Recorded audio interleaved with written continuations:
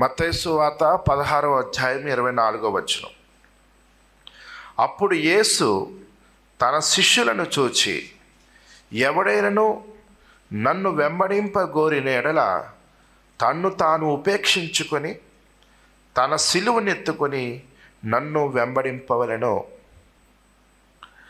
ప్రభువుని ఎలా వెంబడించాలట? సిలువను ఎత్తుకొని సిలువను మోస్తూ యేసు ప్రభువుని వెంబడించాలి. ఒకరోజు కాదు, 2 రోజులు కాదు. మీరు నన్ను వెంబడించాలి అనుకుంటే ప్రతిరోజు కూడా సిలువను మొయ్యాలి అన్నాడు ప్రభు. ఆ మాట లూకా సువార్త 9వ అధ్యాయము 23వ వచనములో మనకి కనిపిస్తుంది. మరియు ఆయన అందరితో ఇట్లనెను, ఎవడైనను నన్ను వెంబడింపగోరిన ఎడల తన్ను తాను ఉపేక్షించుకొని ప్రతిదినము తన సిలువను ఎత్తుకొని నన్ను వెంబడింపవలెను. ఎప్పుడండి? ప్రతిదినము. ఎవరి సిలువను వారు ఎత్తుకొని ప్రభువుని వెంబడించాలి. సిలువను ఎత్తుకొని ప్రభువుని వెంబడించాలి అంటే ఆ వ్యక్తి తప్పకుండా తను తాను ఉపేక్షించుకోవాలి. తానేదో గొప్పవాణి అనుకుంటే సిలువను మోయటానికి ఇష్టపడతాడా? ఇష్టపడడు.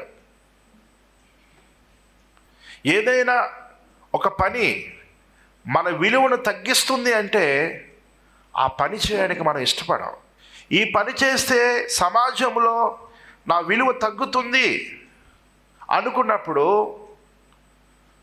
ఆ పని చేయడానికి ఏమాత్రం ఒప్పుకోం. ఒక వ్యక్తి సిలువను మోస్తున్నాడు అంటే సమాజం ఆ వ్యక్తిని ఎలా చూస్తుంది?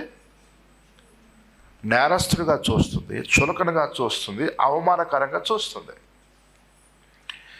ఇప్పుడు ఆ అవమానకరమైన పరిస్థితిని, ఆ కష్టాన్ని, ఆ శ్రమను, బాధను నీవు అనుభవించడానికి ముందుకు రావాలి అంటే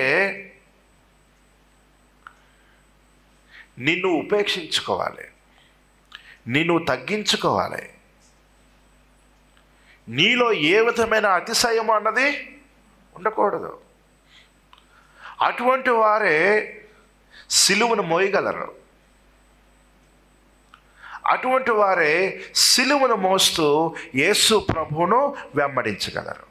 అపోస్తలుడైన పౌలు ఫిలిప్పీలకు రాసిన పత్రిక 3వ అధ్యాయము 7-8 వచనములు, అయినను ఏవేవి నాకు లాభకరములై ఉండెనో వాటిని క్రీస్తు నిమిత్తము నష్టముగా ఎంచుకుంటుని నిశ్చయముగా నా ప్రభువైన యేసుక్రీస్తుని గూర్చిన అతి శ్రేష్టమైన జ్ఞానము నిమిత్తమై సమస్తమును నష్టముగా ఎంచుకొనుచున్నాను.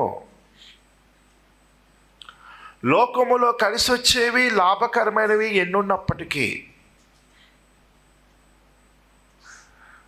ప్రభువుని వెంబడించడానికి, ప్రభు చిత్తాన్ని నెరవేర్చడానికి, ప్రభు యొక్క ఆజ్ఞ చొప్పున జీవించడానికి, ప్రభువుకు ఇష్టలుగా బ్రతకటానికి ఇవన్నీ అడ్డుగా ఉన్నాయంటే వాటిని తృణీకరించే మనస్సు మనలో ఉండాలి. పౌలు యొక్క జీవితంలో ఎన్నో ఆధిక్యతలు ఉన్నాయి. యూదుడు, హెబ్రీయుడు, బెన్యామీను గోత్రానికి చెందినవాడు, గమలీయేలు అనేటువంటి ధర్మశాస్త్రోపదేశకుడు దగ్గర తర్ఫీదు నొందినవాడు, అధిక విద్యను అభ్యసించినవాడు, ఉన్నతమైన కుటుంబంలో జన్మించినవాడు, ఇన్ని ఆధిక్యతలు ఉన్నవాడు సిలువను మోయడానికి ఇష్టపడాలి అంటే తన్ను తాను తప్పకుండా ఉపేక్షించుకోవాలి. ఏ విషయంలో కూడా నేను గొప్ప అనేటువంటి భావన మనలో ఉంటే సిలువను మనం మొయ్యలేం. ఏవైతే లాభకరముగా ఉన్నాయో వాటన్నిటిని నష్టముగా ఎంచుకోవాలి. ఎందుకు నష్టము అంటే సిలువకు ఇవన్నీ కూడా అడ్డుగా ఉన్నాయి కాబట్టి. కనుక అపోస్తలుడైన పౌలు తన్ను తాను ఉపేక్షించుకొని సిలువను మోయటము ప్రారంభించాడు. అదేవిధంగా యేసు ప్రభువుని గురించి చెప్పబడిన మాటను ప్రాముఖ్యంగా మనం చూడాలి. ఫిలిప్పీయులకు రాసిన పత్రిక 2వ అధ్యాయము 5వ వచనం నుంచి, క్రీస్తు యేసునకు కలిగిన ఈ మనస్సు మీరును కలిగి ఉండుడి. ఆయన దేవుని స్వరూపము కలిగిన వాడై ఉండి దేవునితో సమానముగా ఉండుట విడిచిపెట్టకూడని భాగ్యమని ఎంచుకొనలేదు, కానీ మనుషుల పోలికగా పుట్టి దాసుని స్వరూపమును ధరించుకొని తన్ను తానే రిక్తునిగా చేసుకొనెను.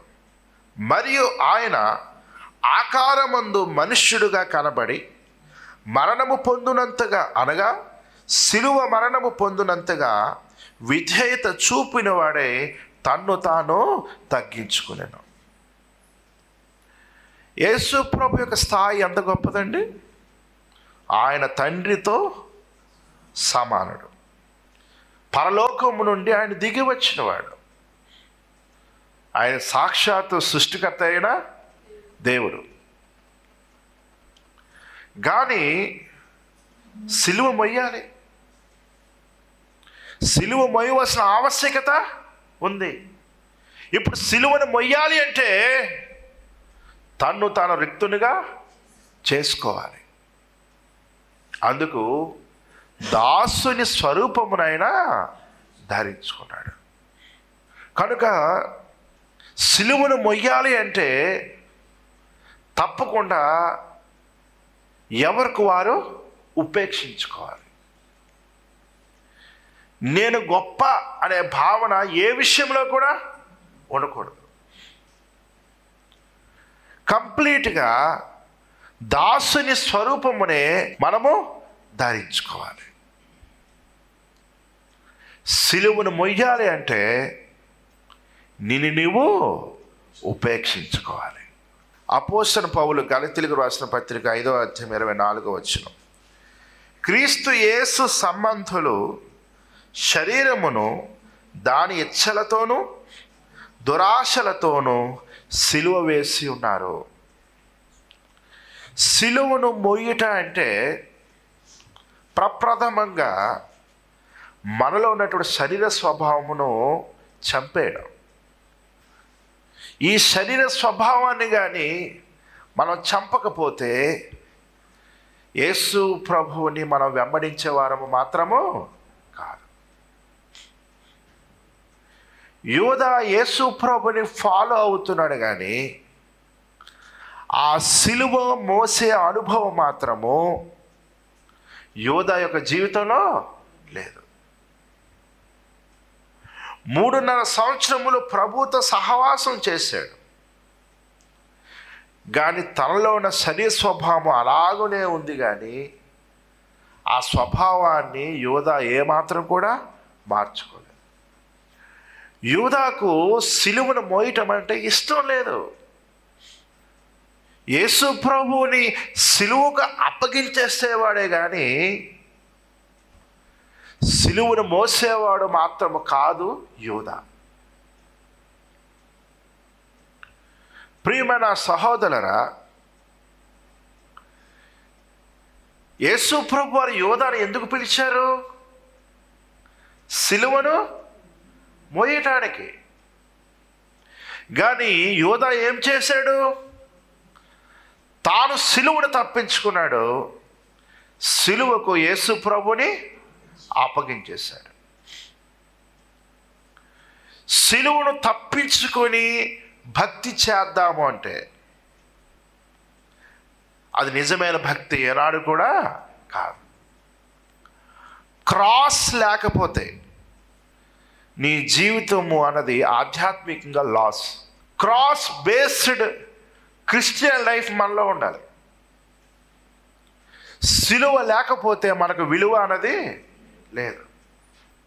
సిలువను గూర్చిన వార్త నశించుచున్న వారికి వెర్రితనము కానీ రక్షింపబడుచున్న మనకు దేవుని శక్తి. కనుక ప్రియమైన సహోదరులారా, ఆ సిలువ అనుభవం అన్నది మనలో ప్రతిరోజు కూడా ఉండాలి. క్రీస్తు యేసు సంబంధులు ఎవరు? క్రీస్తు యేసు సంబంధులు యేసు ప్రభుతో పాటు సిలువను మోస్తున్నవారు. వారు ఏం చేస్తున్నారు? శరీరమును దాని ఇచ్చలతో దురాశలతో సిలువ వేస్తున్నారు. అపోస్తలుడైన పౌలు గలతీయులకు రాసిన పత్రిక 2వ అధ్యాయం 20వ వచనం, నేను క్రీస్తుతో కూడా సిలువ వేయబడి ఉన్నాను, ఇకను జీవించేవాడను నేను కాను, క్రీస్తే నాయందు జీవించుచున్నాడు. నేను ఇప్పుడు శరీరమందు జీవించున్న జీవితము నన్ను ప్రేమించి నా కొరకు తన్ను తాను అప్పగించుకొనిన దేవుని కుమారుని యందలి విశ్వాసము వలన జీవించుచున్నాను. నేను క్రీస్తుతో కూడా సిలువ వేయబడి ఉన్నాను అన్నాడు పౌలు. అంటే ఆ ప్రాచీన స్వభావం అన్నది సిలువ వేయబడింది. ఒకప్పుడు ఏవైతే లాభకరమైనవి గొప్పవి అనుకున్నాడో వాటన్నిటినీ సిలువ వేసేసాడు. తనలో ఉన్న ప్రతి పాపాన్ని కూడా సిలువ వేసేసాడు. ప్రియమైన సహోదరులారా, ప్రభు ఏమన్నారంటే ప్రతి దినము కూడా సిలువను ఎత్తుకుని నన్ను వెంబడించాలి. ప్రతిరోజు ఒకసారి మనం పరిశీలన చేసుకుందాం. ఈరోజు ఏ విధంగా ప్రభు యొక్క సిలువను నేను మోయవలసి ఉంది, ఎలాగున ప్రభు యొక్క సిలువను నేను మోయవలసి ఉంది, ఎలాగున ఆ సిలువను ఎత్తుకొని ప్రభువు నేను వెంబడించాలి. ప్రశ్నలు వేసుకుని ఆలోచన చేయడం ప్రారంభించండి. ఆన్సర్ దేవుని వాక్యం ఇస్తారు. ఆన్సర్ పరిశుద్ధాత్మ ద్వారా మనకు దొరుకుతుంది. క్రాస్ను గురించి ఆలోచించకుండా మన యొక్క దైనందిన జీవితంలో మనం మునిగిపోయి నేను క్రైస్ట్ని ఫాలో అవుతున్నాను అనుకుంటే మనందరం భ్రమలో ఉన్నాం. ప్రతి దినము కూడా సిలువను మనము మోయాలి. రోమీయులకు రాసిన పత్రిక 6వ అధ్యాయం 6వ వచనం, ఏమనగా మనమికను పాపమునకు దాసులము కాకుండాటకు పాప శరీరము నిరర్ధకమగునట్లు మన ప్రాచీన స్వభావము ఆయనతో కూడా సిలువ వేయబడినని ఎరుగుదము. పాపము చేయడానికి ఇక ఆస్కారము లేని విధంగా, పాపానికి ఇక మీదట మనము దాసులము కాకుండా ఉండటానికి పాప శరీరము నిరర్ధకమగునట్లు, అంటే పాపం చేయడానికి ఈ శరీరం ఇక పనిచేయదనమాట. ఈ శరీరము కేవలం దేనికి పనిచేస్తుందంటే నీతి కార్యాలకే పనిచేస్తుంది. ఆ విధంగా మన ప్రాచీన స్వభావం అన్నట సిలువ వేయాలట. నీలో ఉన్న శరీర స్వభావాన్ని నువ్వు హింసిస్తున్నావా?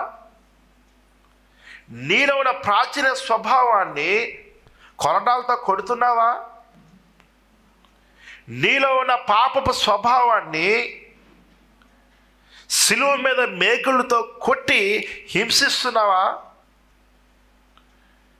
ఏ లోపము నీలో ఉందో, ఏ బలహీనత నీలో ఉందో, ఏ పాపం నీలో ఉందో ఆ పాపపు స్వభావాన్ని కఠినంగా సిలువ వేస్తున్నావా? అలా వేసే పరిస్థితి నీకు లేకపోతే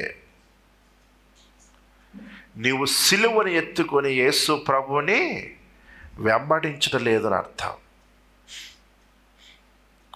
ప్రతిరోజు ప్రార్థన చేసుకోవచ్చు, నామమాత్రంగా బైబిల్ చదువుకోవచ్చు, ఏదో సంఘ ప్రార్థనలో కొంత సమయాన్ని గడపవచ్చు, కానీ నీ స్వభావం అలాగునే ఉంది అంటే సిలువ లేకుండా యేసు ప్రభుని ఫాలో అవ్వాలని చూస్తున్నావు. కానీ ప్రభు ఏమంటున్నారు? సిలువని ఎత్తుకునే నన్ను వెంబడించాలి. ఒక వ్యక్తి ప్రతిరోజు సిలువని ఎత్తుకొని వెంబడిస్తున్నాడు అంటే ఆ వ్యక్తి ప్రతిరోజు చనిపోతున్నాడని అర్థం. ఇప్పుడు ఆలోచన చేద్దాం, ప్రతిరోజు నీవు చనిపోతున్నావా? పాపం విషయంలో నువ్వు చనిపోతున్నావా? నీవు పాపం విషయములు ప్రతిరోజు చనిపోతూ నీతి విషయంలో బ్రతుకుతున్నట్లయితే సిలువను ఎత్తుకుని నువ్వు యేసు ప్రభుని వెంబడిస్తున్నావు. ఉందా అటువంటి జీవితం? అటువంటి క్రిస్టియన్ లైఫ్ నీలో ఉందా? క్రైస్తవ భక్తి అంటే ఏమనుకుంటున్నారు? సిలువను తప్పకుండా మొయ్యాలి. ఆ సిలువను ఎత్తుకునే మనస్సు నీలో ఉండాలంటే ఫస్ట్ నిన్ను ఉపేక్షించుకోవాలి, నిన్ను తృణీకరించుకోవాలి. ఏ విషయంలో కూడా నేను గొప్ప ఎక్కువైన భావన మనలో ఏది కూడా ఉండకూడదు. ఇది ఎవ్రీడే స్పిరిచువల్గా మన జీవితంలో జరగవలసినటువంటి కార్యం. ప్రియమైన సహోదరులారా, సిలువను మోసుకొని సిలువ వేయబడటానికి మనలను ప్రిపేర్ చేసేది ప్రార్థన. యేసు ప్రభు వారు సిలువ వేయబడక ముందు ఆయన గెత్సేమైన తోటలో ఏకాంతముగా ప్రార్థనలో ఆయన సమయాన్ని గడిపారు. ప్రార్థన అన్నది సిలువను మోయటానికి, సిలువ వేయబడటానికి కావాల్సిన శక్తిని మనకి ఇస్తుంది. సో ఎప్పుడైతే ప్రార్థనలో కూర్చొని దేవుని వాక్యాన్ని ధ్యానిస్తూ ప్రభువుతో సమయాన్ని గడుపుతూ ఉన్నామో, ప్రియమైన సహోదరులారా, ఆ సిలువను ఎత్తుకుని సిలువను మోసుకుంటూ సిలువ వేయబడేటువంటి ప్రక్రియ అన్నది అక్కడ జరుగుతూ ఉంటుంది. ఏదో కష్టాలు కొరకు, అవస్థల కొరకు ప్రార్థన చేస్తే ఈ ప్రక్రియ జరగకపోవచ్చు, ఈ అనుభవం రాకపోవచ్చు. మన ప్రార్థనలో కూర్చునేటప్పుడు ఏ ఉద్దేశంతో కూర్చోవాలంటే, ఈరోజు నేను సిలువ వేయబడాలి, ఈరోజు నేను సిలువను మొయ్యాలి, సిలువను మొయ్యాలి, సిలువ వేయబడాలి అంటే అర్థం ఏంటో తెలుసా? నాలో ఈ స్వభావం అనేది చచ్చిపోవాలి. కనుక ప్రార్థన అనేది చాలా అవసరం. సిలువను మోయడానికి, సిలువ వేయబడటానికి ఇంకా మనసు రావటం లేదా? అప్పుడు ఉపవాస ప్రార్థన చెయ్యండి, శరీరం నలగొట్టండి. అప్పుడు ఆ స్వభావము మీలో చచ్చిపోయేటట్టుగా పరిశుద్ధాత్మ దేవుడు ఎంతగానో సహాయమో చేస్తాడు. అలాగున ప్రతిరోజు కూడా ప్రార్థన వాక్య ధ్యానాల ద్వారా ఆ సిలువను మోసే ప్రక్రియ, సిలువ వేయబడే ప్రక్రియ, ప్రభు శరీరమును ఎంత కఠినముగా ఆనాడు రోమా సైనికులు హింసించారో, బాధించారో, అటువంటి కఠినమైన వైఖరి అన్నది పాపపు జీవితం మీద మనకు కనపరిచి ఆ ప్రాచీన స్వభావాన్ని మనం సంపూర్ణంగా చంపేయాలి. ఇలాగున అనుదినము మనం చేయవలసినటువంటి ప్రక్రియ ఇది. తరువాత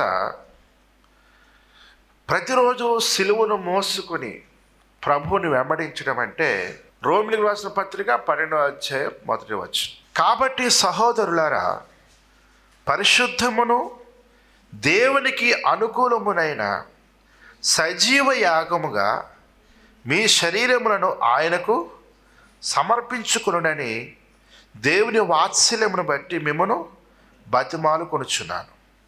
ఇట్టి సేవ మీకు యుక్తమైనది. యేసు ప్రభు యొక్క శరీరము బలియాగముగా దేవునికి అర్పించబడింది. అలాగనే మన శరీరము సజీవమైన యాగముగా దేవునికి అర్పించబడాలి. అంటే దాని అర్థం ఈ దేహముతో సంపూర్ణంగా దేవునికి ఇష్టమైన కార్యాలు మనము చేస్తూ ఉండాలి. అంటే దేవునికి కమిట్ అయిపోవాలి, డెడికేట్ అయిపోవాలి. ఈ యొక్క శరీరాన్ని దేవునికి సాక్రిఫైస్ చేసేయాలి. ఎలాగునా? శరీరమును చంపేశా కాదు, సజీవమైన యాగముగా దేవునికి సమర్పించేసుకోవాలి. శిష్యులతో ప్రభు అదే అన్నారు, మీరు నన్ను వెంబడించాలి అనుకుంటే సజీవ యాగముగా మిమ్మల్ని మీరు నాకు సమర్పించుకోవాలి. అదే ప్రతిరోజు కూడా సిలువను మోస్తూ ప్రభుని వెంబడించడం. యేసు ప్రభు సిలువను ఎందుకు మోసారు? బలి అయిపోవడానికి, బలియాగముగా అర్పించబడటానికి. కాబట్టి ఇప్పుడు మన సిలువను మొయ్యాలి అంటే దాని అర్థం ఏంటి? సజీవమైన యాగముగా దేవునికి సమర్పించుకోవడానికి. ఆ సమర్పణ మనలో ఉండాలి. సిలువను మొయ్యాలి అంటే సమర్పణ ఉండాలి, తెగింపు ఉండాలి. దేవుడు చెప్పింది దేనైనా చేయడానికి సంసిద్ధంగా ఉండాలి. అప్పుడే సంపూర్ణంగా ఈ దేహాన్ని దేవునికి మనం అప్పగించుకున్నట్టు. లేకపోతే దేవునికి అప్పగించుకున్నట్టు మాత్రము కాదు. తిమోతికి రాసిన 2వ పత్రిక 4వ అధ్యాయం 10వ వచనం, దేమా ఇహలోకమును స్నేహించి నన్ను విడిచి తెస్సలోనికకు వెళ్ళెను. క్రెస్కే గలతీయకును తీతు దల్మతీయకును వెళ్ళిరి. లూకా మాత్రమే నా యొద్ద ఉన్నాడు. మార్కును వెంట పెట్టుకుని రమ్ము, అతడు పరిచారము నిమిత్తము నాకు ప్రయోజనకరమైన వాడు. తుకికును ఎఫెసునకు పంపితని. దేమా పౌలుకి పరిచర్య చేస్తూ ఉండేవాడు, కానీ పరిచర్య విడిచిపెట్టేశాడు, సేవను విడిచిపెట్టేశాడు. లోకాన్ని స్నేహించి లోకం వైపు వెళ్ళిపోయాడట. దాని అర్థం ఏంటి? దేమా కొంతవరకు సిలువను మోసాడు. ఇప్పుడు తనలో శరీరాశలు లోకాశలు వచ్చేసాయి. లోకాన్ని స్నేహించడం ప్రారంభించాడు. లోకముతో స్నేహము, దేవునితో వైరము. లోకాన్ని ప్రేమించడం ప్రారంభించాడు. కాబట్టి ఇప్పుడు సిలువను మోయడానికి ఇష్టపడటం లేదు, సిలువను మోయలేకపోతున్నాడు. యేసు ప్రభువు వారు సిలువను ఎందుకు మోసారు? ఆయన లోకాన్ని ప్రేమించలేదు. సాతాను చూపించాడు లోకరాజ్యాలన్నింటినీ. ప్రభు వాటిని కోరుకున్నారా? లేదు. ప్రభు కోరుకున్నది ఏమిటి? సిలువను. దేమాకు సిలువ అంటే ఇష్టం లేదు. పౌలుతో కలిసి పరిచర్య చేస్తూ ఉన్నవాడు అర్ధాంతరంగా ఆ పరిచర్య విడిచి వెళ్ళిపోయాడు. దేవుని పని ప్రారంభించి దాన్ని కంటిన్యూ చేయలేకపోయావంటే దాని అర్థం ఏంటి? సిలువను మోయడానికి నీవు ఇష్టపడలేదు. ప్రభువుని వెంబడించాలి అంటే లోకంతో స్నేహం చేయకూడదు, తప్పకుండా సిలువను మోయాలి. కొరింథీయులకు రాసిన మొదటి పత్రిక 15:58. కాగా నా ప్రియ సహోదరులారా, మీ ప్రయాసము ప్రభువునందు వ్యర్థము కాదు అని ఎరిగి స్థిరులను కదలని వారును ప్రభు కార్యాభివృద్ధి యందు ఎప్పటికీ ఆసక్తులునై ఉండుడి. ప్రభువునందు ప్రయాస. ఇది ఏ ప్రయాస? సిలువ ప్రయాస. ప్రభు సేవ చేయడం, ప్రభు పనిలో వాడబడ్డం అంటే సిలువ ప్రయాస. ఆ భారము అన్ని రోజుల్లో ఎక్కువగా ఉండకపోవచ్చు, కానీ క్రమేణా ఆ భారం అన్నది పెరుగుతుంది. ఆ సిలువ వెయిట్ అన్నది క్రమేణా పెరుగుతుంది. కొరడా దెబ్బలు తగులుతుంటాయి, హింసలు పెరుగుతుంటాయి,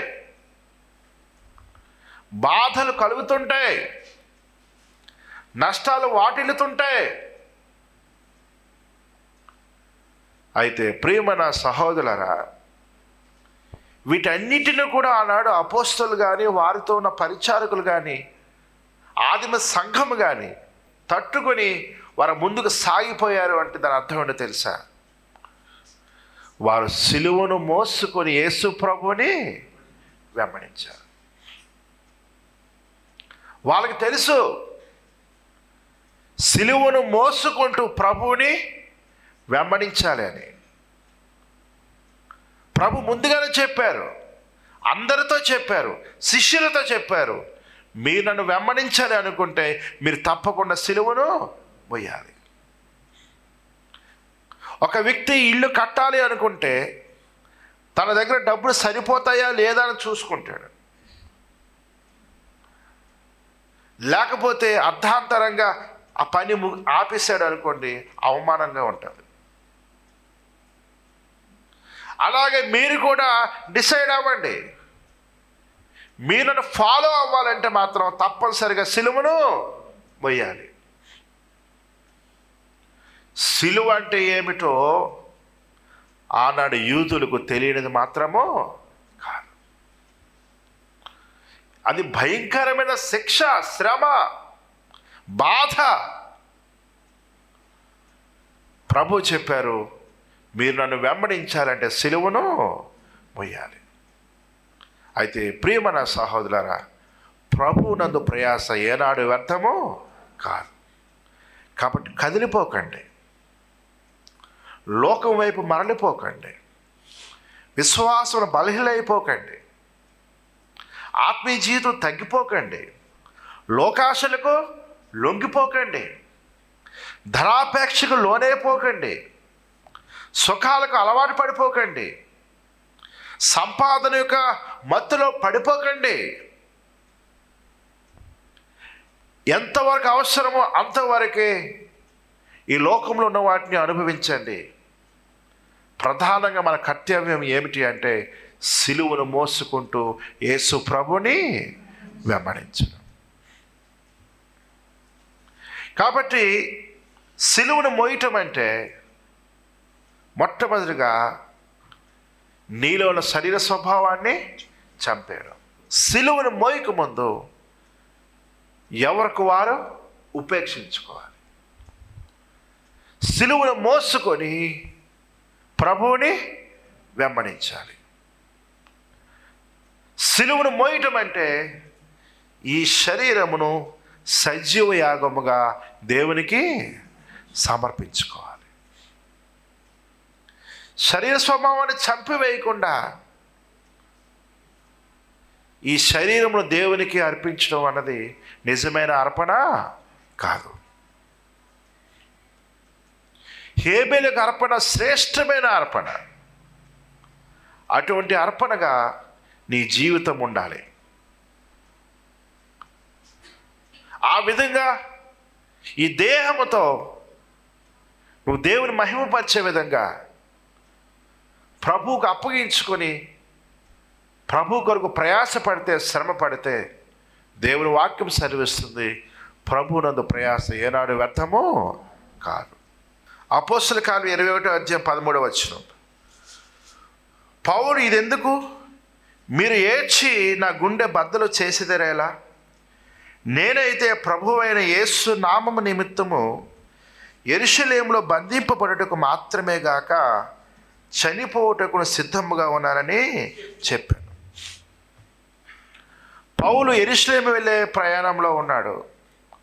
మార్గ మధ్యములో కైసరియకు వచ్చాడు. అక్కడ అగబు అనేటువంటి ఒక ప్రవక్త ప్రవచిస్తాడు. యెరూషలేములో నిన్ను బంధిస్తారయ్యా, నిన్ను బ్రతకనివ్వరు అని పరిశుద్ధాత్మ ద్వారా తెలియపరుస్తారు. ఈ విషయము సంఘమంతటిని కలవరపరుస్తుంది. అయితే ప్రియమైన సహోదరు పౌలు ఏమన్నాడో తెలుసా? మీరు ఏడ్చి నా గుండె ఎందుకు బద్దలు చేస్తున్నారు?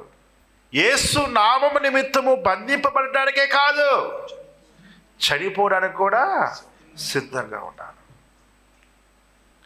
యెరూషలేముకి వెళ్ళొద్దు పౌలు, నిన్ను వారు సిలువ వేసేస్తారు. ఆధ్యాత్మికంగా నేను చెప్తున్నాను. లిటరల్గా సిలువ వేయకపోయినా ఆ సిలువ శ్రమ, కష్టము, బాధ నువ్వు యెరూషలేములో అనుభవించవలసి ఉంటుంది. కానీ పౌలు ఏమంటున్నాడు? నేను బంధింపబడుటకే కాదు, చనిపోవడానికి కూడా సిద్ధంగా ఉన్నాను. సజీవ యాగముగా దేవునికి సమర్పించుకొని సిలువ మోస్తున్నవాడు ఏమండి చనిపోవడానికి సిద్ధపడి ఉంటాడు. యేసు ప్రభు వారు సిలువను మోసింది కొంత దూరం వరకు ఆ సిలువను తీసుకుని వెళ్ళి ఆ సిలువను అక్కడ వదిలేసి వెళ్ళిపోవడానికి కాదు. సిలువ మీద ఆయన చనిపోవడానికి. సిలువను మనం మోస్తుంది, అదే సిలువలో మనము చనిపోవడానికి. ప్రభు పని చేస్తూ ప్రభు కొరకు బ్రతుకుతూ మనము చనిపోవడానికైనా సిద్ధముగా ఉండాలి. మత్తయి సువార్త 26:39 కొంత దూరం వెళ్ళి సాగిలపడి, నా తండ్రి, సాధ్యమైతే ఈ గిన్నె నా యొద్ద నుండి తొలగిపోనిమ్ము, అయినను నా ఇష్ట ప్రకారము కాదు, నీ చిత్త ప్రకారమే కానిమ్మని ప్రార్థించాను. మరణానికి యేసు ప్రభు వారు అప్పగించుకుంటున్నారు. నీ చిత్తమే కానివ్వమంటే అర్థం ఏంటి? నేను చనిపోవడం నీ చిత్తమైతే అలాగునే జరగనివ్వు. సో సిలువను మనం మోస్తున్నాము అంటే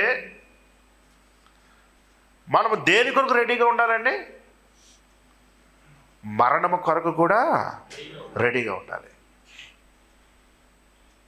ప్రభు కొరకు చనిపోవలసి వస్తే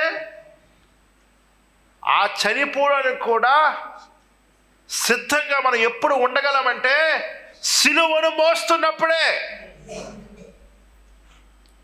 సిలువను మోస్తున్నవాడు ఆ సిలువలో చనిపోవడానికి సిద్ధంగా ఉండాలి. ప్రభు అన్నారు లూకా సువార్త 14:27 మరియు ఎవడైనను తన సిలువను మోసుకొని నన్ను వెంబడింపని ఎడల వాడు నా శిష్యుడు కానేరడు. యేసు ప్రభు యొక్క శిష్యుల్లో యూదా తప్ప ప్రతి ఒక్కరు కూడా సిలువను మోసిన వారే. ప్రతి ఒక్కరు కూడా ఆ సిలువ శ్రమను తమ సేవా జీవితంలో అనుభవించిన వారే. వారు ప్రతిరోజు సిలువను మోస్తూ ఆ ప్రభు మార్గంలో నడుస్తూ ఉండేవారు, ప్రభు పరిచర్యలో నడుస్తుండేవారు, ప్రభుని ఫాలో అవుతూ ఉండేవారు. చివరికి వారి యొక్క జీవిత ముగింపు కూడా ఎలా జరిగిందంటే, లిటరల్గా అందరూ సిలువ వేయబడకపోవచ్చు కానీ ప్రియమైన సహోదరులారా, ప్రభువు చెప్పిన సిలువను వారు మోస్తూ ఆ సిలువ శ్రమలోనే వారందరూ కూడా చనిపోయారు. ఎందుకు వారు ప్రభు చెప్పిన సిలువను వారు భుజాన వేసుకొని మోసారు అంటే they are ready to die. వారు చనిపోవడానికి సిద్ధంగా ఉన్నారు. అందుకే వారు మరణానికి భయపడలేదు. కనుక సిలువను మోసుకొని ప్రభువుని వెంబడించడం అంటే ప్రభు కొరకు చనిపోవడానికి సిద్ధంగా ఉండడం. ప్రకటన గ్రంథం 2వ అధ్యాయం 10వ వచనం, ఇదిగో మీరు శోధింపబడినట్లు అపవాది మీలో కొందరిని చెరలో వేయింపబోచున్నాడు. 10 దినములు శ్రమ కలుగును, మరణము వరకు నమ్మకముగా ఉండము, నేను నీకు జీవ కిరీటం ఇచ్చేదను. మరణము వరకు అనే మాటకు ఫుట్ నోట్లో చెప్పబడిన మాట చూడండి, ప్రాణ అపాయము వచ్చినను. స్మరణలో ఉన్నటువంటి దేవుని సంఘానికి ప్రభు పలికిన మాట, శ్రమలు వస్తాయి, అయితే నీవు మరణము వరకు నమ్మకంగా ఉండు. పరిశుద్ధాత్మను పొందక మునుపు పేతురు 3 పర్యాయములు అబద్ధం చెప్పాడు. ప్రభు ఎవరో నాకు తెలియదు అన్నాడు. కానీ పశ్చాత్తాపం నొందాడు. పరిశుద్ధాత్మను పొందుకున్న తర్వాత ఆ ప్రభు కొరకు శ్రమను అనుభవిస్తుంటే చాలా సంతోషించాడు. ఈ శ్రమలు అనుభవించడానికి దేవుడు నన్ను యోగ్యుడిగా ఎంచాడు అని చెప్పి వారు సంతోషించారు. అంటే సిలువను మోయటం అంటే దేవుడు మనకిచ్చిన యోగ్యత. లోకంలో ఉన్న వారికి అవమానం కావచ్చు, లోకస్తులకు అది చులకన కావచ్చు, అది చిన్నతనం కావచ్చు. సిలువను మోయటం అంటే అది దేవుడు మనకిచ్చిన కృప, యోగ్యత. ఆ యోగ్యత వారికి దక్కింది కాబట్టి వారు ఎంతగానో సంతోషించారు. సిలువను మోసేవాడు మరణము వరకు నమ్మకముగా ఉండాలి. ప్రభు కొరకు ప్రయాసపడుతూ మనం చనిపోవాలి. ప్రభు పనిచేస్తూ మనం చనిపోవాలి. ప్రభువులో ఉంటూ మనం చనిపోవాలి. ప్రభు అన్నారు, మీరు నన్ను వెంబడించాలనుకుంటే మిమ్మల్ని మీరు ఉపేక్షించుకోండి. తర్వాత సిలువను ఎత్తుకొని మీరు నన్ను వెంబడించండి. అలా వెంబడించకపోతే మీరు నాకు పాత్రలు కారు, మీరు నా శిష్యులు కారు అన్నారు ప్రభు.